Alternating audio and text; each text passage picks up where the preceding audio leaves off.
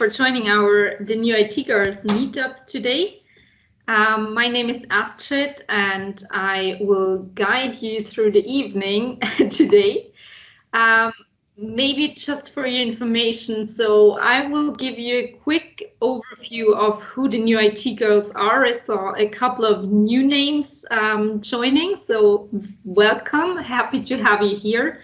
And then I will hand over to Rebecca, who will tell us more about what she is looking for when it comes to job applications. And then let's keep that part interactive. I think that Rebecca also prepared some goodies like a CV check. So if you're interested in that, keep your CV at hand, and maybe Rebecca can give you some insights and tips of how to improve it. And we will go directly over into our networking part, but also keep the first part as interactive as possible. So who are the New IT Girls? For everyone who doesn't know us yet, the New IT Girls are a team of IT industry experts, and our goals are to connect women in IT across job titles. So the reason why we want to do that is really because we want to show how diverse IT is and how many possibilities you have when it comes to IT. We also want to show companies the advantages of diversity in IT, and I think all of you here know that studies show that diverse teams are better and more effective and actually bring more revenue to companies. So it should be a no-brainer for every company to really check and see that they have a good balance when it comes to diversity. Our focus, of course, is gender diversity, but there are many other aspects of diversity that are as important as gender diversity.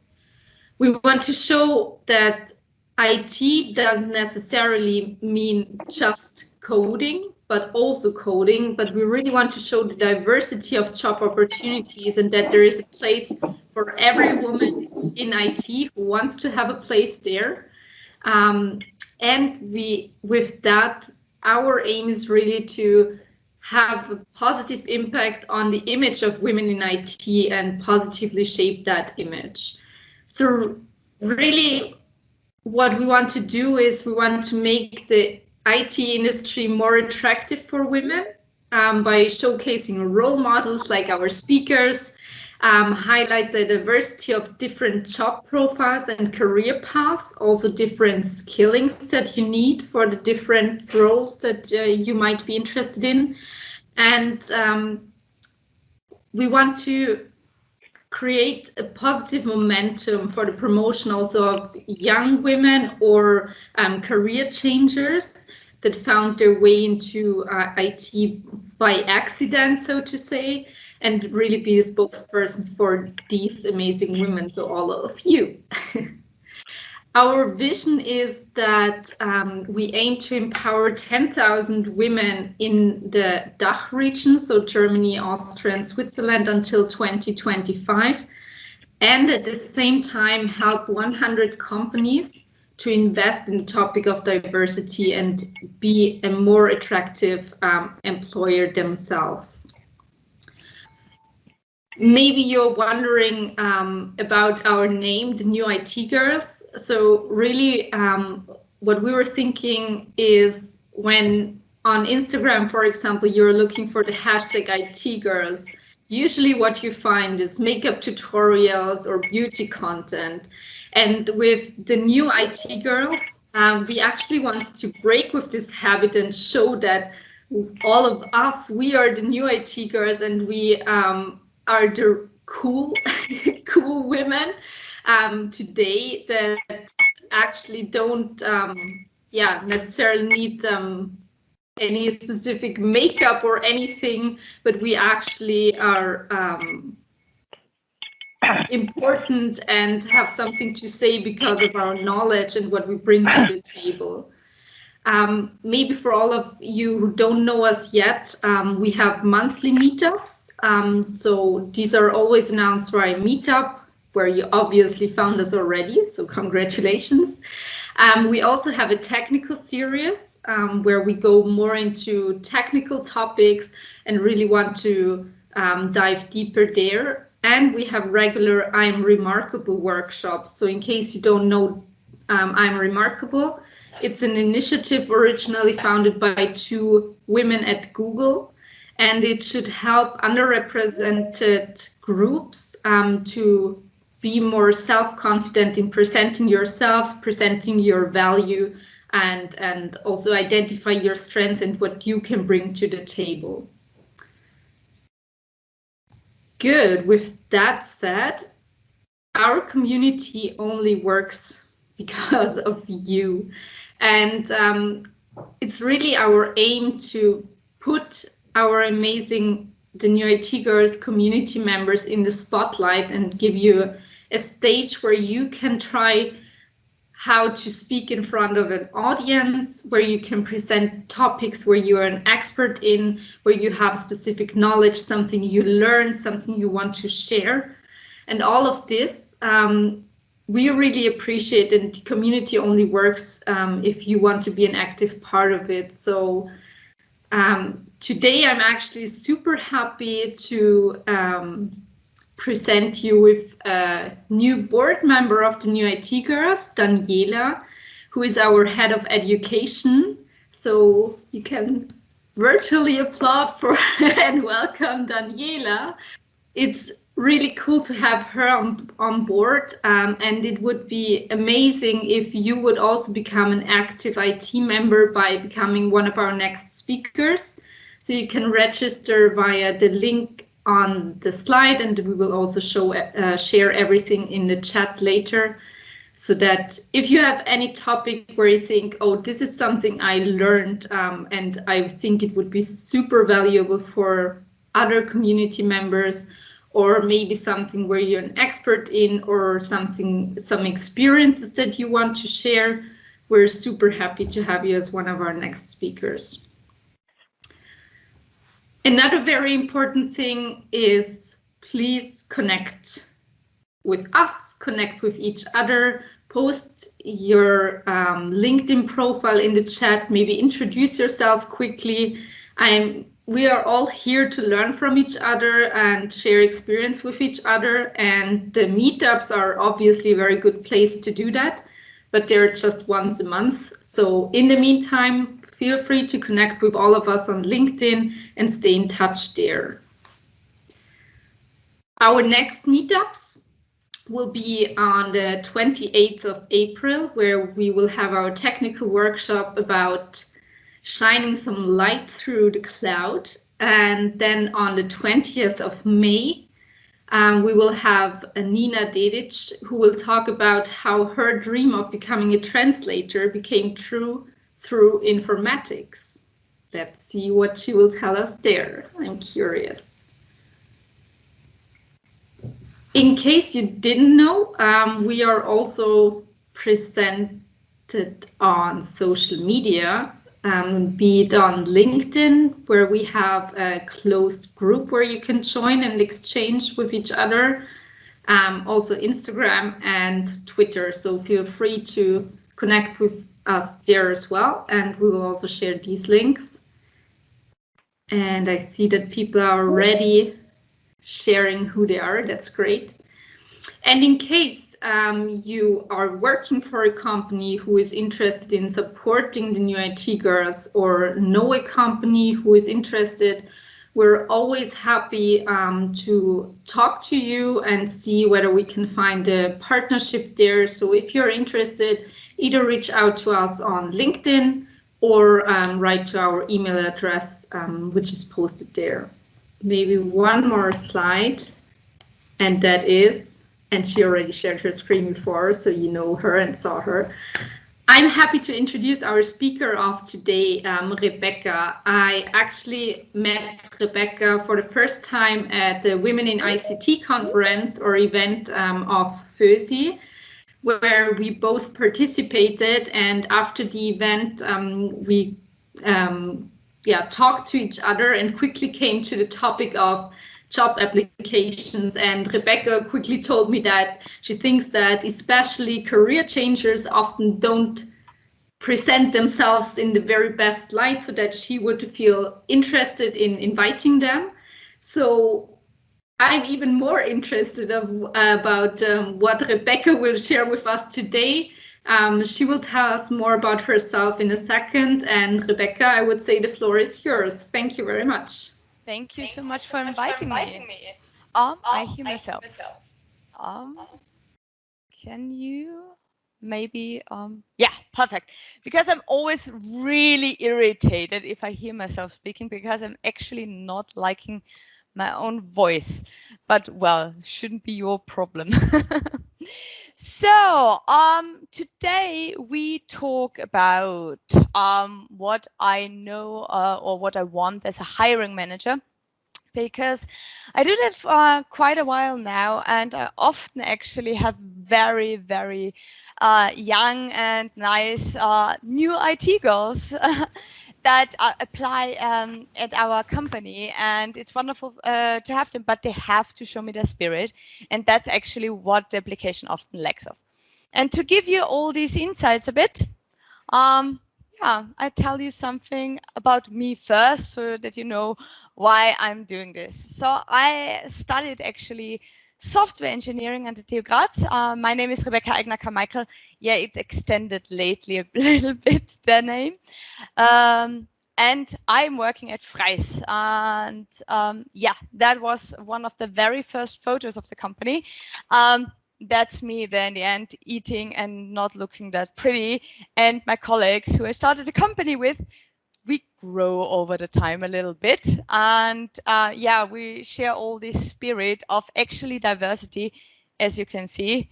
And yeah, we're very proud of that. And we also want to extend that. So every year we also have at least one woman that actually didn't work in IT before, and we hire her. And that has been always a great extension to our team. And yeah, so I'm doing this now for 11 years, finding new, really good, really interesting people. So we're now a team of 20 people. Yeah, we do money. We hire during Corona, so we're hiring currently. So if you want a new job in Graz, so feel free to let us know. So yes, we're growing fast. And because we're growing fast, I have a lot of applications, thankfully, in our area. And for junior position, I receive about 100 applications. And our record was a few years ago, I got 500 applications for one job position. And as you can imagine, if you have that, you don't look really through them properly, because you can't. You simply don't have the time. So the first thing I want to let you know, and often most recruiters don't tell you that, there are a lot of junk applications. So never be afraid of numbers. Just apply. Because, I mean, if your application is bad, then it will toss aside very quickly anyway. But you can stand out. So really, show that you care about the job. Stand out, of course, in a good way out. But if you do that, you can land your dream job. And believe me, in the IT, it will be your dream job. So don't lose heart. Can be amazing, and just try. But to stand out really, really nicely, you actually have to think about a few things. And there are 3 rules that I actually want to tell you just give you as advice why it's so important and what is so important, so that I don't toss aside your job application, but pass on also in my company, and that also other recruiters pass it on in a company, because they want to hire you. The first one I basically said already: be bold. Yeah, because the only thing you can get when you apply for a job is a no. Nothing else can happen to you, especially in Europe now with the GDPR. So with the data protection law, with the new one, because we have to erase all your data after a year. So just be bold and yeah, come to us. Yeah, because also what many people don't know, there is no perfect fit on no application. You always wish it and you write a lot of things down and you talk to your other managers and project managers and your software architect and whatever. But in the end, it's a wish list. Every job offer is a wish list of what we would love to have. And for many companies, it means that they say, oh, well, we want a 17-year-old guy with a full degree in computer science who had 10 years in a job. Well, that's not going to happen, is it? So it is a wish list. And of course, you have to have some basic technical requirements, but it's also that we know you never can fit them. And as long as you meet the basics, we can work with that. I mean, especially, and I know that myself as a software engineer, it's just yet another programming language goes, yeah? Or it's just yet another program, or it's just yet another thing. But you can learn that. And if you are good, and especially if you're also a social person, you can learn the rest. What you have to show me is that you actually want to learn it. So just get out of your comfort zone and try it. I mean, as well, they can just say no to you, especially when you don't meet the basics, then they won't invite you to the interview. So, and if they do, well, then you already won, isn't it? So, an amazing candidate will show you, will show me in this case, that they can learn quickly, which is the most important thing of all. And that they can Google. That's also pretty important. And that they work hard to get the results. Because if you're a good fit into the team and you're a quick learner and you want that really, really hard, you're probably better than many people who actually meet just some knowledge requirements. So again, try it. Don't show me your education, show me your successes. And to actually underline that, you can also show me, especially when you're new in the IT area, having a GitHub account. Well, show me your mods, show me your passions. Then our CTOs and our project manager will love you. So that's really what matters much more than actually experience in a role. And of course, I know there are many doubts maybe now in your heads, but yeah, of course, I know you might be not yet qualified for it, but you may be surprised how underqualified are right now some people, because also we are now in an area where there's so many qualified people missing. So have that in mind. There are many companies, and also we hire people that are actually underqualified right now, but we know there will be really good employees afterwards when we qualified them and when they are qualified. So just try it. Really, I beg you. So don't be scared, scratch yourself, so be bold. Second, because there were 3 rules, the 3 golden rules, and the second is be memorable. Why is be memorable? So thing I told you, I had for one job application 500 candidates once. Well, if I don't remember you, it's not really good for you, because when you're memorable, then I have you in my head and I'm also talking. So in most of the companies, it's really so that when you have a job offer, when you have a job that you need people for, you also talk to your colleagues. So I sit down with my project managers and we just talk, and I was like, they tell me what they would like, and not only the qualifications, but also what they would like as a team member. So what they're looking for, they have normally often a picture in their head. And if I remember people, then I of course pass it on faster, or I even tell in the meetings already, I saw somebody today. She is really good. Look at her.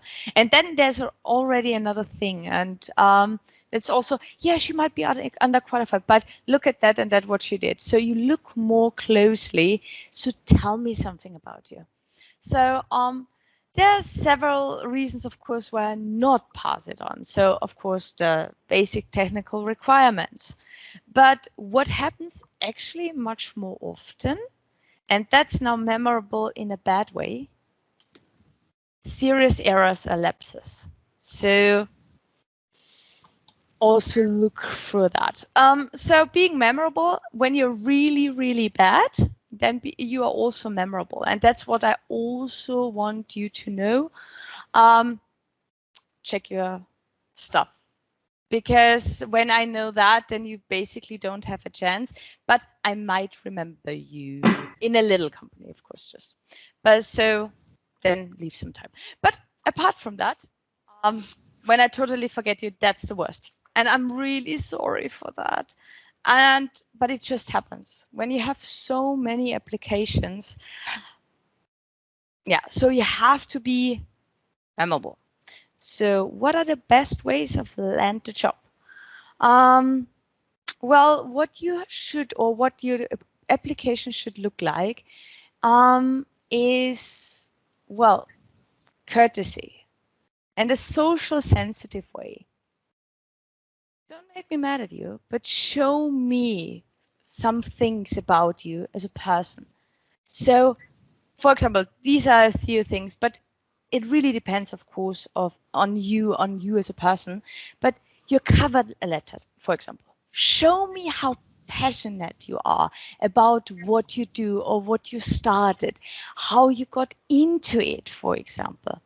So for example, I got into the IT over mathematics, and it was the first time I was in a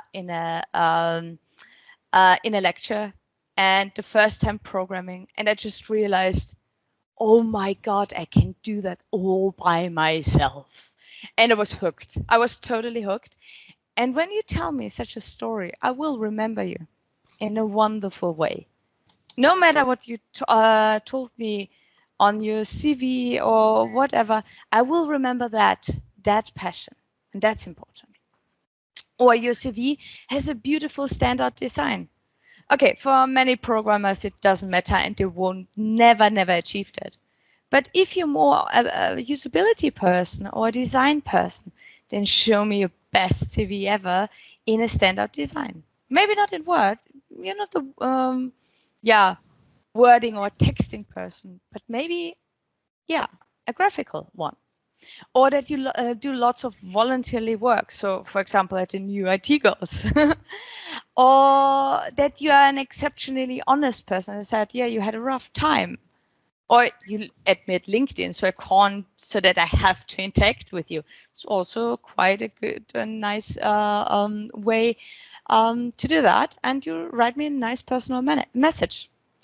Or you have a really compelling story on the whole. I want to give you sometimes also examples, of course. So I have one friend who's a mathematician, and his CV, everything he is mathematician. He solves puzzles all the time. So he joins in puzzle competitions and is a tournament player in chess and stuff. His whole CV and his whole person screams mathematician, which is wonderful. So these are the stuff. Put a face to the name. I want to look at persons actually, because when you don't put it actually on a CV, as soon as the interview starts, I will see you. So maybe when you have a nice photo, I already have a smile in my head that connects with your CV. Yeah. Or some very specific skills. So maybe your GitHub account is also really, really nice. Or maybe you have something in common with me. So I like to play Hearthstone, for example. I would remember that if you like to play Hearthstone or Magic the Gathering or something like that. And also don't write too long things. I had some CVs where I had like 5 pages to read. Well, I don't have the time for that. Tell it me a short, clear way. Yeah. And yeah, have some cool projects, what you did in other company outside your job. So there's so many ways that you can present yourself in a very nice way that actually most of the people don't do. As I mentioned before, most applications are really shitty. So you have really a shot here. So, and what you shouldn't do, so I also, of course, there are really good things, but there are really lots of typical things many people you do and shouldn't. So I want to tell you that, of course, as well. Don't spam us with messages. Nobody likes that. It's just don't show up without an appointment. Yeah, it also doesn't really work. Also, I had some people who called like every day. It does make it fast that you just don't get really a good feeling about the person. Yeah, it's just, it feels like really desperate, to be honest. Yeah, don't try to circumvent the process. I mean, I love when you try to connect on LinkedIn with me, but don't try to get it over another person, for example, because I'm the hiring manager. In the end, I will be the one who looks over it. Don't submit things, and that's the most common problem actually. Don't submit it without reading the job ad when there is a job ad. Because often I see, dear sir and ma'am, when it says directly on the job ad, well, my name, then I know you're not really interested. Because when you're not really interested to read the job ad, if there is one, then you're not interested in the job. So yeah. Yeah, don't express any frustration, anger, or the neediness. This just doesn't help.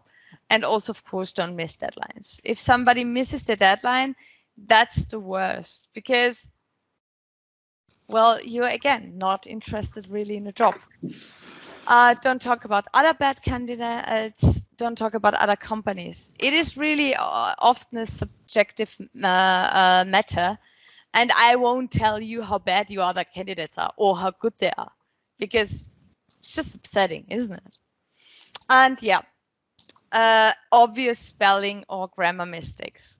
When you're not careful, well, you're probably not careful in the job, are you? When you're not careful in the beginning yet.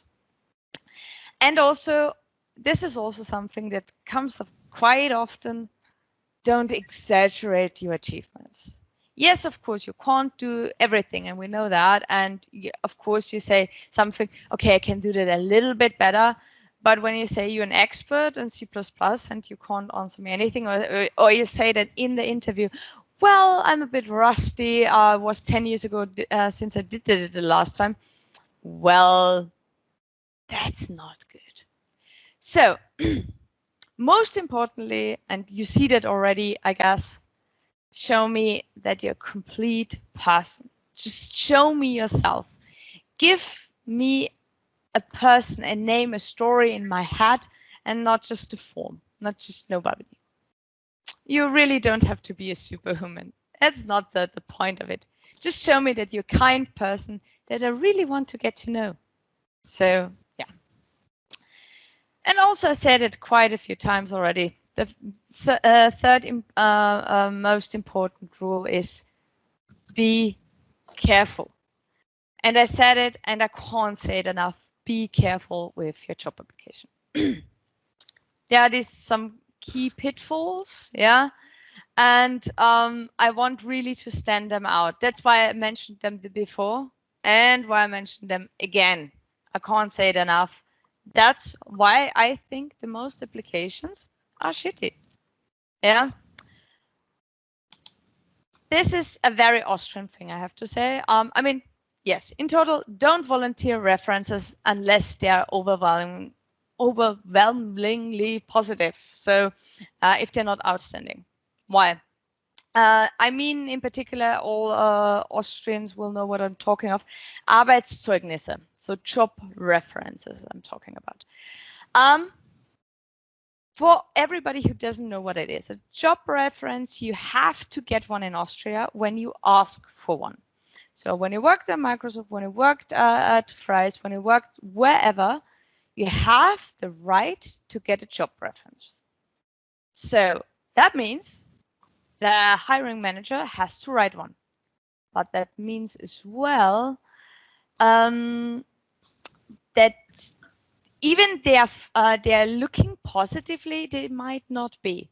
So actually, hiring manager have kind of a code, a pattern, how they say really bad things about you. And I mentioned it before. Google is to be able to Google correctly is a superpower. So Google your reference. They can be really bad otherwise. So also, not just on your job application, but also everything you submit, check it, especially your job reference. So I had the worst. So last time I had actually a nice CV, and I was like, oh, that looks quite good. And then I looked at the reference, and it was like, don't hire this person because I can't say a single good thing about this person. And I was like, okay, bye. That's literally how this person failed immediately. So, but Rebecca, may I jump in there? Like, what are typical phrases, or maybe you come to that, like how you? Oh, you want that? Yeah, sure. So, the problem is they're all in German, so I have to switch now. Well, I have to be multilingual here. So, every job reference is has a structure. So first it's your name, who you are, and what you did in a job. So that's the standard thing. And then they say something about how was your work, how quickly did you learn, how you be with your other colleagues, how you be with your bosses, and why you basically are not in the company anymore. So there are 5-6 things they say about you. And they can say a bit more or a bit less. And the thing is, if nothing of that appears, like literally nothing, then it means there is nothing good I can tell about this person. So that's a 5. That's like, take that class again, never submit it, really not. But there are phrases that range basically from 1 to 5. So for example, in my case, Miss Eigner war stets sehr bemüht to do something. Yeah, and it's basically, it has to be over exaggerated positively. So stets, äußerst, whatever. So always over the top, everything. That means a 1. Yeah? If the word always, so stets in this case, is missing, it's already a 2. Even though it says was great in it. Yeah. And if it was good, then it's already 3 or below and you shouldn't use it. Yeah. But there are hundreds of phrases actually with a bit of differences, but it says always stets and great. So always and perfect. So stets, äußerst. These are the main keywords for it.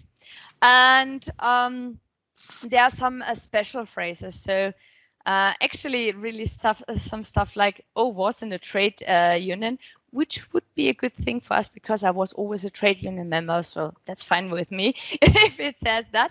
But yeah, that can be, of course, in some companies, not a good thing. So yeah. But they are literally phrases. So, or it even goes that far that when it says was good with colleagues and also with the employee, then it means you talked all the time just to your colleagues and didn't work. So it's so many difficult things that I could do. Just a presentation about that actually, but I hope I gave you a quick insight what I mean with that. So please check it. the phrases are all online. So when you have a job reference, take the reference, put it into Google, and then you will see what it means. It's that simple. So just do it. Yeah? Is that enough, Astrid? Is that okay for you? Yeah. Brilliant. Thank you. You're welcome. You're all welcome. So, what I wanted to say, we can usually tell if you're not excited about the role. That's the second pitfall that often is made. And that's again with the same things I told before. So if you haven't read the job ad, you clearly missed that I'm the person you go for, then you're not interested in the job. Or when you, I don't know, there was like, okay, the only really key thing is a good German level, and you don't speak any German. Well, you can't hit the role. And then I know as well, you're not excited for the role because you didn't even read it. So show me your excitement. Yes, do that. But be, of course, also a bit careful. And really read everything thoroughly, please. I can't say it enough. Proofread absolutely everything, including I had people who put a wrong telephone number on it. Well, I can't call you if it's wrong. So, and please, oops, I was on the wrong thing. Because you can hire a proofreader for next to nothing on Upwork, or get your mom to do it. Whatever works, really. You have friends, I guess. Don't matter, just let it proofread. Why? Because if you didn't, I know you didn't care enough to actually ask somebody or to actually care about. So also, as I mentioned it just shortly, some requirements are non-negotiable. So for example, for a tester, if you in our company, if you're a software tester, then you need to have a proficiency in German. Why? There are German texts in some applications. If you can't read it, well, that's bad. So, but others are more flexible. So like you apply for a Java position, but you're really good in C#, well, try it. It's yet another language. So don't be afraid to ask which ones are which, because why not? Paste CVs and cover letters, it's fine. Just tweak it a little bit for everybody so that I see that you care. I know when you're searching for a job, you might try it with 50 different companies. And of course, you doesn't have to be absolutely excited for a specific company or for mine. That will be better with others, obviously. But the key is to get the details right and at least mention it, that you care about the job ad and maybe had a look on the website or at least at the LinkedIn profile or something. Remember always you're talking to me. I'm also a person who has time, who has also a past and everything. And also, yeah, it's just a person. So yeah. That was it from me. You can always, of course, interrupt me and ask me stuff, or I can have a look at some of your CVs. I don't hire just some talk too much today. But I hire a person for a team, and you have to fit into the team. It doesn't really matter if you, I don't know, a very extroverted or introverted person. It doesn't matter if you have like that you, I don't know, play World of Warcraft or do love to do hiking or whatever.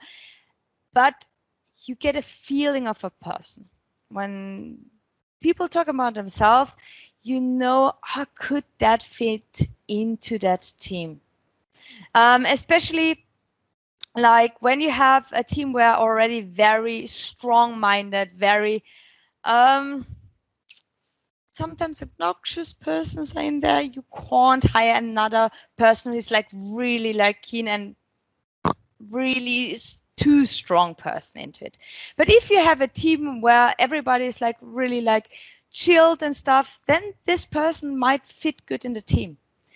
The thing is with everything, in the end, I hire somebody for a team and not just a position.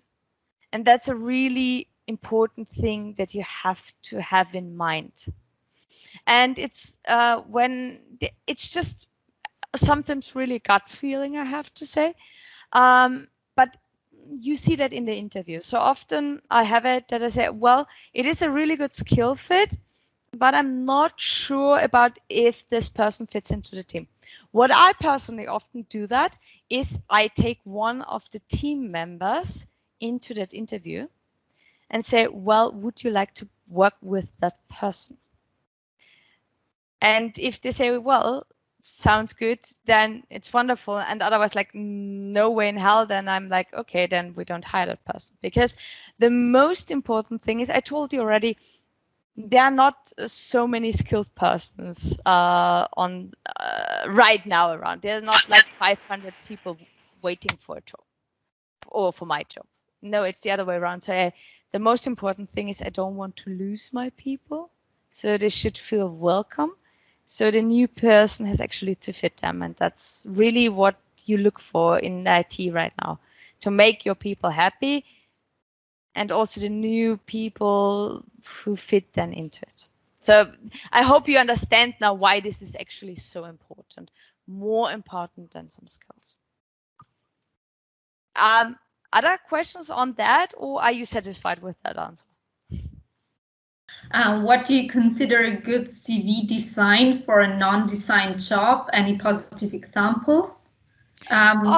That's a really easy question, because some people try to be really fancy and to do stuff like, I design my stuff like, I don't know, a class header in C or something like that. Just don't.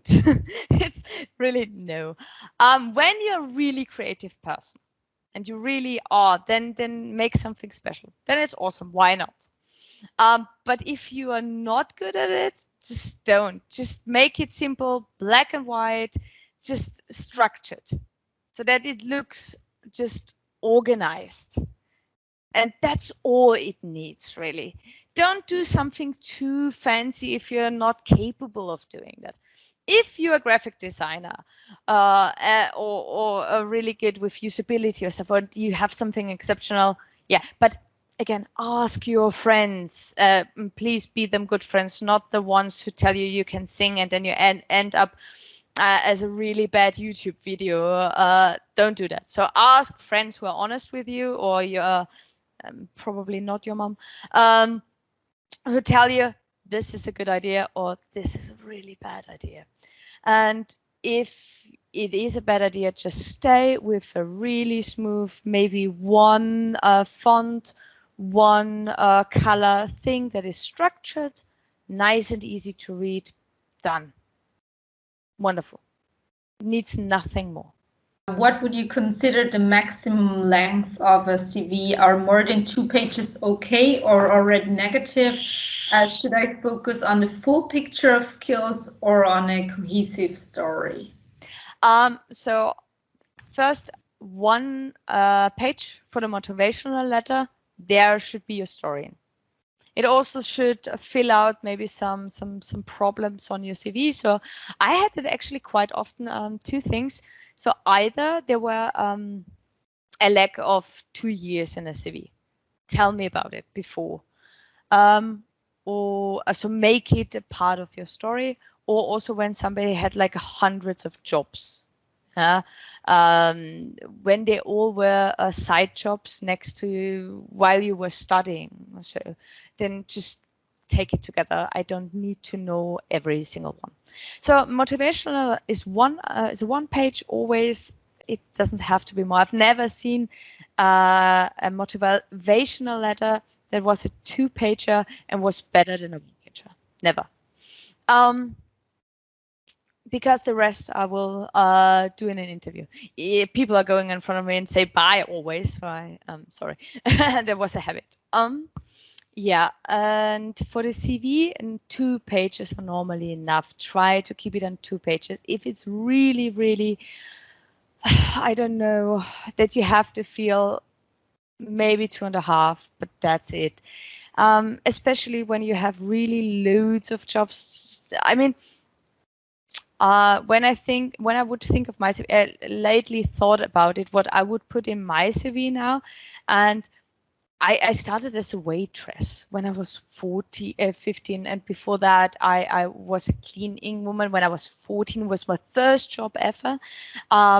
I wouldn't put it on my CV anymore. I would say, yeah, jobs during while I was still in school. Yeah, if I want to have it on my CV. So group it if really necessary. And it's probably anyway not good if you present me 2 pages with positions, because I will ask myself, why did you had so many positions? So yeah, that's not good. For the professional stuff, so so just have a list on what you did, because then I will, in an interview, I will probably ask you anyway. And if you really want to tell me something specific or something outstanding, put it on an extra page, or give me your GitHub account link, or do something extra, because otherwise it's too much. And when it gets then too busy also on the CV, it's already like, and you don't want that reaction. I know it. I mean, I try to be really honest with you here. So that's what happened when I see like 10 pages like already, and then I will be like, nah. Because you can't get me, because I won't read it. So try to keep it small and simple. What is the best approach to talk about salary to get the best result for myself? That's always a tricky thing. I mean, you can ask, but about so I also put it on. So what are you intend to get? So what do you think of? Try so when you're too bold, so when you're trainee and you ask for 5,000 net a month, then I will be like, yeah, no, I won't hire you. So try to be realistic. Because I personally think, and that's what we do normally here, I'm happy to raise your money already 3 months after I hired you, when you're good, because then I know you're good. Yeah. But also don't sell yourself under value. So, I mean, of course, just, I mean, best way to do, obviously, most of the time is ask other people. Fucking ask about money. Do that, yeah. Or ask your colleagues, because that's the reason why people have no idea of that. So ask people. And second, look, we have in Austria, luckily enough, tariffs.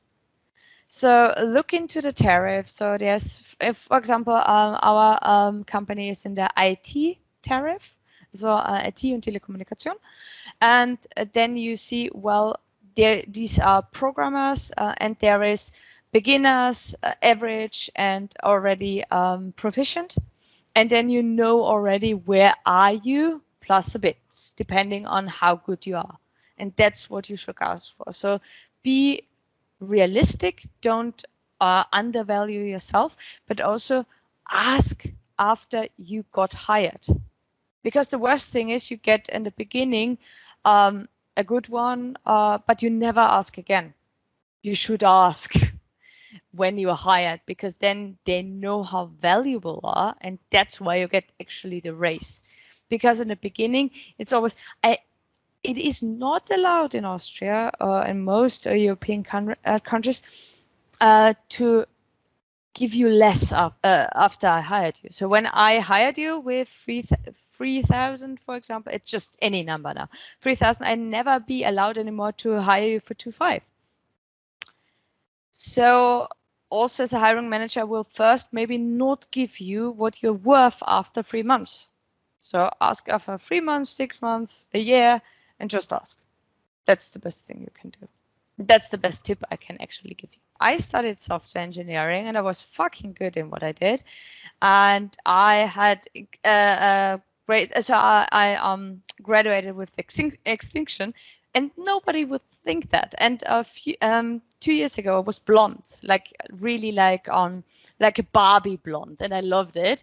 I will be that again. But nobody thinks that I am a software engineer when I'm like that. Well, it doesn't matter.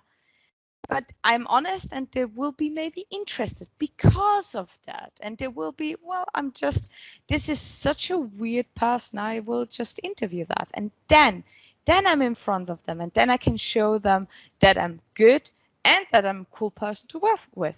And obviously, that's exactly what he did. Because, yes, and I'm speaking here also for myself, of course. Yes, I'm not like others here in the company. Some are really like these typical software engineers who have who just wear black, have their glasses and everything, and just steer in their computer the whole day. But for that team where these people work in it, I need a person like me to have a really good and efficient team. And I know that. That's why in every single team is a girl, at least, or a person who is just different and not a typical programmer. And every good company knows that. I think, I hope. So just don't hide yourself. Do what you think is good, and that's why you get hired in the end.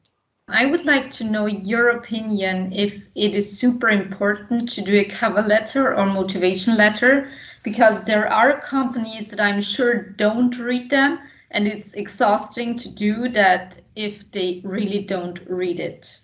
It's the most important thing. I'm most often, so actually how I did it, so I'm sitting in front of my computer, open a thing, then I maybe spend 2 seconds on the CV, if it's a specific thing. But what I actually always do is read a motivational letter. I would never ever would interview somebody who didn't write me in or wrote me a motivational letter, because that's the most important thing. Yes, I know it's really exhausting, and I had this discussion actually with a friend of mine who didn't got the job. I mean, a completely different thing, completely different area, but he didn't got a job for a very long time because he didn't care about his motivational letter. And then I sat him down with him. It's like, you can't do that. I mean, think of it. And then I explained to him how important this is for me, because again, I hire a person. I don't hire a skill set. And he was like, yeah, but it's just about the skill set, because I'm really the best one in that. And I know you. I know that you love your job. I know, because every time I just mention something slightly in that area, you lecture me half an hour. I know how you are. But the person in front of the CV doesn't know it. And if you don't write even a motivational letter, then, well, 50 other people do. Maybe a follow-up question. Sorry, Rebecca. Yeah, sure. But just one question.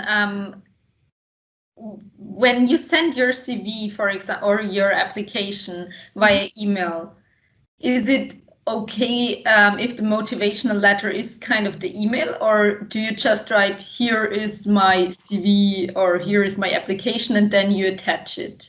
Because I found that to be honest, I haven't applied to any job in a long time. So yeah, I have no idea how I did it back when I applied at Microsoft.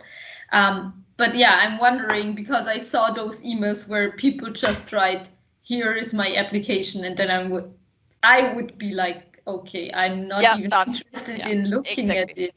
Yeah. Same here. So I don't look at these CVs. If it says like, oh yeah, these are often also obnoxious people to work with. So when I started hiring people, I invited them because they often had really, really good skill sets, but it was so terrible people. It was just not even fun to talk to them, because they were like, yeah, I'm here, I'm so good. What do you want to ask me? You see that I'm good. And this is just, that's literally how they acted then in the interview. It's like, yeah, no. And these are also, I think, people, because there was people I worked with also in university with, they're like, yeah, I just did it. Yeah, you don't have to look through it because I did it. It was just like not fun to work with. So no, I would never hire people who do that. If they write a motivational letter in an email, I personally prefer to have it as a letter, as in a PDF stuff. It looks just doing one effort to it, because an email is more. Well, I just post it quickly and then write something, and it's like done. I like to see somebody wants a job. I think that's important, and I think people who just do this. I know this is a few minutes more. I know this is also a bit like, really, do I have to do this?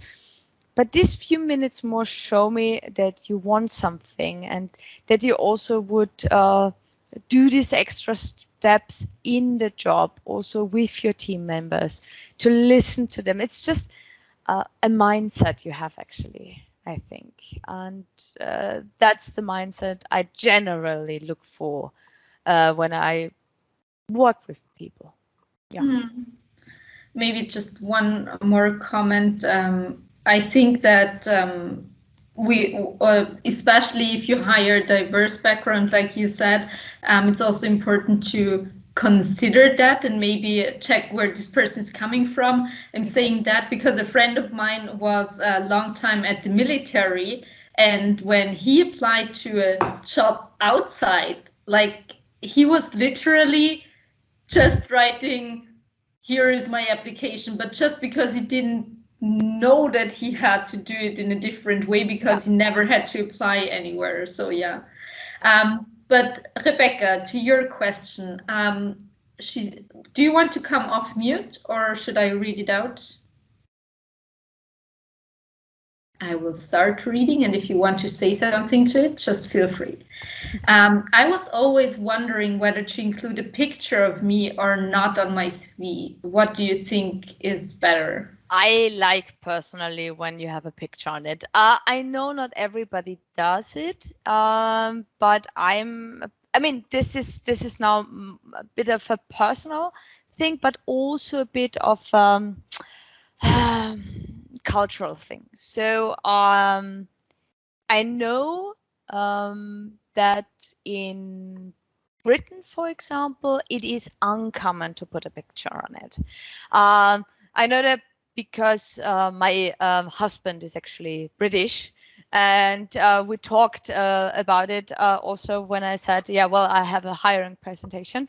Let's just talk about it. And so there it is uncommon. And it's actually not good in a good tone, because they try to be diverse through not knowing who the person is on the photos, so that they don't make like racial decisions, actually. So this is a cultural thing there. It is still very common to do pictures here, especially in the DACH region. And I personally like it. Because I have a face to it, and when a face is just sympathetic to me, has a smile, and then I have just a better feel about this person. So yes, put a picture, at least in Austria or Germany, put a picture on your CV, but make it like look professional, make it a good picture. Again, ask people, because a bad picture is of course worse than if you wouldn't have a picture on it. If you apply somewhere where you don't know the cultural things, try to find somebody who has a bit of a clue. Because yes, in Britain you wouldn't do it, and it would be bad manner actually to do it, because especially when you're a white person, funnily enough, especially because they don't want you to see it that you're white. I hope you know what I mean. If you are afraid of doing so, of course you can leave it out. It's not like a knockoff criteria at all. I personally like it, and it's very common here. But make it a good one. And for me, it could be even a good thing. I mean, yeah, you know what I mean. What do you think? How often should I follow up with you, or or in which way? Because obviously if I call you every single day, like you said, this would be a bit too much maybe. Yeah, do you have like something where you say this is a good way of following up or to show interest? I mean, the thing is, it's also a bit of a personal thing for everybody. Again, we're all just persons, and everybody has a bit of a different view on certain stuff, obviously. But in general, think of yourself of being a busy person and how often you want to be interrupted. That's kind of a good measure. So to follow up after 2 weeks and say, well, did you got my my CV? Did you got my email? This is totally fine, of course. Then you show me you're interested and you follow up. Yeah, and if you add me, for example, on LinkedIn, and you sometimes text me, well, I'm looking for a new job, or I just did this and had you in mind again, yeah, do that. That's fine. I think this is like a good ratio. Just think what would annoy yourself with interruption. I don't know if I would personally like every week, but so I think my thing would be like 2 weeks, 3 weeks, something about that, just to always get again to me to talk that it would be fine. Yeah. And yeah, follow-up is totally fine to ask if somebody received something. It's also totally fine to ask, well, when do you think you come back to me? This is a very common question, and it's totally fine to ask them. I will tell you, well, I actually hope to do it this week, or I will tell you I'm really busy. You might have to wait a bit longer, but then you know, and that's also tension relieving, I think. So yes, you can follow up, but spamming everything that is like every day is like far too much, obviously. Or also like always like sitting in LinkedIn and always write and text and spam me. So yeah, spam is what it is all the time, unasked, and just on an annoying level. So just think what you think yourself is annoying. It's normally quite a good thing. Not more than once a week is a good rule of thumb, though. Are you actually looking at LinkedIn profiles of applicants before you have an interview at least? So maybe not in the first round, but before the interview? Good question. I didn't thought of that. No, actually not. Okay. No, because I don't think I'm not a person. I don't think it's nice to invade privacy. I know a LinkedIn is official, but also is Facebook, Instagram, and something like that. And I'm actually also the data protection officer, and I think it's absolutely rude. So if you want me to look at it, put a link on it. Then I will actually.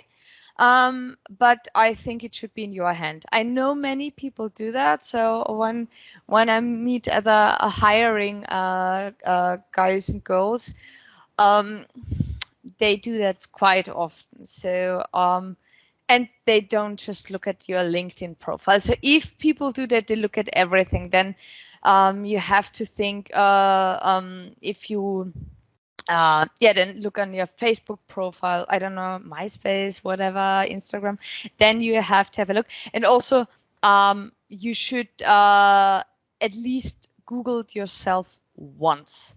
Not because you're so proud of yourself, but what does come up. It could be actually that something bad comes up, even though you're not that person. So then the photo actually comes in again. When there's a photo of a person who does something bad and I immediately know that's not you, that could be also helpful. So it is not for me. I don't do that. I'm really honest. I don't do that because I couldn't care less what people do in their free time. I think I have a good gut feeling about people in general, so I don't feel it for me to be necessary at all. But many do, so Google yourself. It is actually a good way to prepare yourself. But I didn't thought of that, I'm sorry. It's just because I don't do it. Perfect. I think as we're 3 minutes before 8. Yeah. Yeah. I would close the call now. I mean, you have Rebecca's contact details, so if you want to reach out. Yeah, feel free to contact me. You can even send me your CVs. It just can be that it takes me quite a long time to reply right now because I'm a bit on, under a lot of work pressure right now. But I mean, again, be bold. There can't be anything less that I just say, well, I didn't have the time. So try it. When I had the time, I'm happy to help. Perfect. All right, then thank you everyone for staying that late actually, and also listening to examples of the others. I'm happy if you stay in touch with us as well. I posted the links in the chat, so feel free to follow us on social media, Instagram, join our LinkedIn group, and so on. Thank you again, Rebecca, for sharing your expertise as well. It was really interesting. I took several notes in case I ever write a CV. I will definitely come back to this, and we will also share the recording via the LinkedIn group, definitely, and it will be on YouTube as well, so you will find it as well. Always happy to help, and hey guys and girls, sorry, reach out to me. Sorry, it's getting late now. Reach out to me. You can't lose anything, and I love to be in contact with so many great women. So yeah, it was a great time. Thanks. Thank you so much, everyone. Bye.